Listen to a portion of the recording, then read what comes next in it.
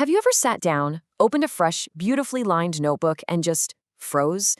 You stare at that blank page, and suddenly the pressure of writing everything down perfectly in a rigid top to bottom line, it just gets completely overwhelming. We've all been there, right? You end up with this massive, messy wall of text that makes it basically impossible to find the information you actually need later on. It's rigid, it's frustrating, and honestly, it completely works against the natural way our brains process information. Okay, let's dive into this. Welcome to today's Explainer, where we're going to completely transform how you capture information. Today, we're exploring an amazing concept detailed by Roya called the sticky note method. We're going to look at how taking those incredibly simple, everyday squares of paper and turning them into highly dynamic, interactive tools can literally revolutionize your active thinking and learning. Here's our straightforward playbook for today's Explainer. First, the sticky note method. Second, who is this for? Third, real-world applications. Fourth, techniques to maximize impact. And finally, rethink your note-taking. Starting us off, Section 1, the sticky note method, breaking free from linearity. Bloom defines this method as a dynamic, non-linear approach using small movable notes to capture bite-sized pieces of information that can be grouped, reordered, color-coded, layered, or removed. Notice the language there. We aren't just writing anymore. We're mapping, we're layering, we are moving things around. Imagine taking a really complex idea and breaking it into physical, bite-sized pieces that you can literally hold in your hand and move across a desk or a wall. That tactile nature turns passive reading or listening into a highly active, totally engaged process. Moving to Section 2, who is this for? Flexibility over structure. Now, what's really interesting here is the stark contrast between two very different styles of processing information. On the one hand, you've got rigid note-takers. These are the folks who end up completely overwhelmed by large blocks of text and rigid formats. The traditional notebook format actually holds them back. But on the flip side, you have flexible thinkers.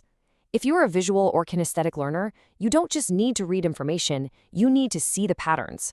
You need to physically manipulate ideas to really make them click in your brain. For these learners, a traditional notebook is kind of like a cage, but a sticky note? That's absolute freedom. Because of this, the method empowers incredibly diverse groups of people. It's an absolute game changer for creative thinkers and strategic planners who need to see the big picture. It's fantastic for students who prefer flexibility over structure when they're studying. And man, it is incredible for teams' brainstorming workflows, mostly because physical movement is actually linked to higher cognitive retention. Ultimately, it's for anyone who has ever felt overwhelmed by a massive, intimidating block of text. All right, Section 3, real-world applications. Taking it to the desk, the meeting, and beyond. If we break this down into specific contexts, you'll start to see some massive benefits. In a school setting, you can use these notes to break down massive, complex topics, like, say, a dense historical timeline into individual events, helping you instantly recognize the patterns. If you're studying, imagine writing just one key point per note and literally sliding them around on your desk to map out the perfect logical flow for an essay. Suddenly, writer's block just vanishes because you're literally organizing physical squares. In meetings, it allows for live idea capture so you can group team thoughts by priority in real time.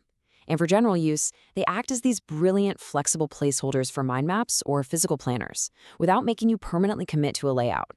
So the crucial point is that this method actually transforms a meeting from an endless, circular conversation into direct, visible action. As Bloom points out, when a note goes on the wall, it gets addressed. If an idea is just spoken out loud, it can easily vanish into thin air. But if it's a neon pink square stuck dead center on a whiteboard, your team has to deal with it. Section 4, techniques to maximize impact, the 5-step toolkit.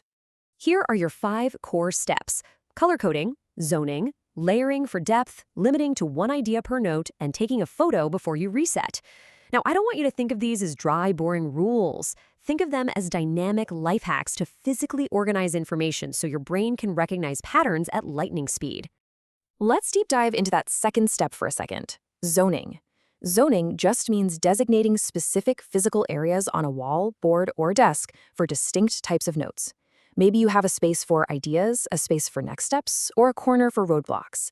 You are quite literally creating physical territories for your thoughts. This kind of spatial organization anchors the information in your physical environment, which makes it incredibly easy for your brain to categorize and pull it back up later. And the rest of the toolkit builds perfectly around that concept. You use color coding to instantly identify categories, like maybe blue for facts, yellow for questions. Layering allows you to stack notes slightly on top of each other to show hierarchy, which gives actual physical depth to your ideas. Now, here is the absolute most important rule. Limit to one idea per note. Isolating ideas like this is what gives you the power to constantly map and remap your thoughts without ever rewriting a thing. And finally, there's the photo reset. Before you sweep all those brilliant ideas into the trash to start a new project, just snap a quick picture on your phone. Bam, your layout is preserved for later reference. Finally, Section 5, Rethink Your Note-Taking, the Low Friction Challenge. Bloom's research distills perfectly down to this one idea. Sticky notes offer more than convenience. They offer creative control. This whole explainer really boils down to active engagement. It's about introducing physical movement and low-pressure adaptability into literally whatever discipline you're tackling. You're no longer just passively recording, you are actively constructing your own understanding. So I want to leave you with this direct, provocative challenge drawn straight from our source material today. What happens if you replace your notebook, just for a while, with a stack of sticky notes? Seriously, try it for your next study session, your next essay, or your next big team brainstorm. Ditch the rigid lines and embrace the flexibility. You might just be incredibly surprised by the absolute clarity that comes from thinking on paper, one small square at a time.